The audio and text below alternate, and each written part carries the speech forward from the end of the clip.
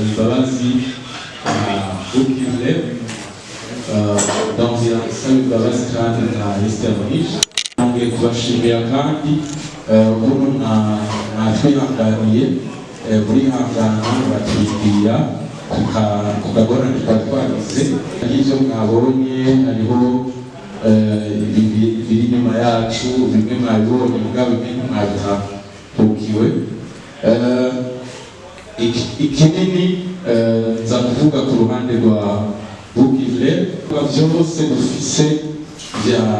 bya Esther Monisha kugeza muri Desembre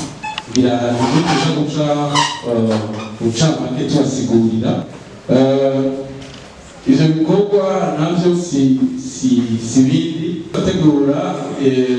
Kamensitua iyo Kamensitua kumbure murafise ibintu byinshi muza kubaza kuvyerekeye ico kintu ni ico kintu ca Kamensitua yo tuze tuwa hariho concert hariho n'ibindi bintu byinshi ushobora kubiherekeza ikindi kigira kabiri ni uko twashaka kumenyesha yuko Esther Monisha mu kwezi kwa 12 azolansa album yiwe donc ivyo bintu rero ushaka kugira ngo tumenyeshe mu byo turiko turategura Bukivle n'ivyo bintu bibiri mugabo nawe nyine arafise ibyaza gusigura kuvyerekeye ivyo bintu bibiri mbere na mbere nyine uko Ismail Zibibuka yasabye imbabazi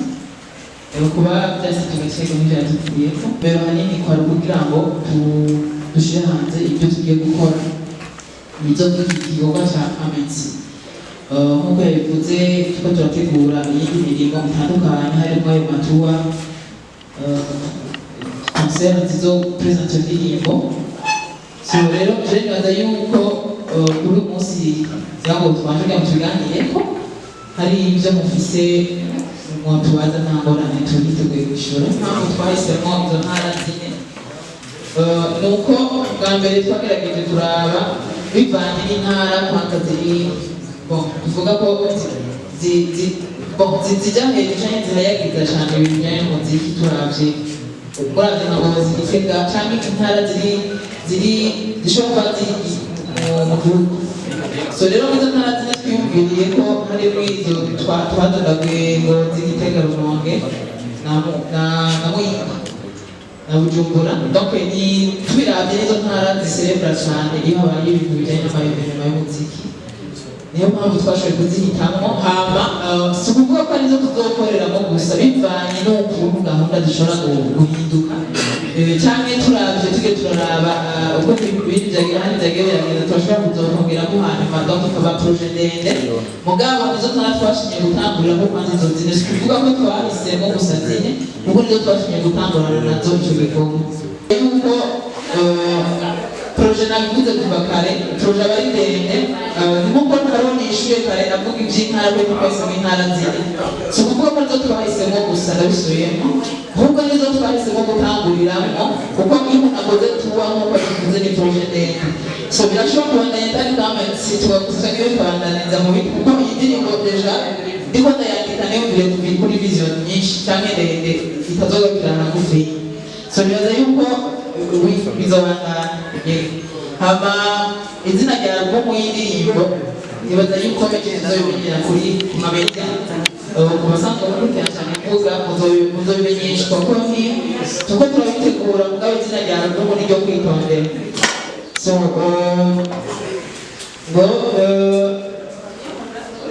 ngo kuba twateguye concert n'edition y'abadije ni concert mu ntara zine ngo bari uburyo buki nibaza ko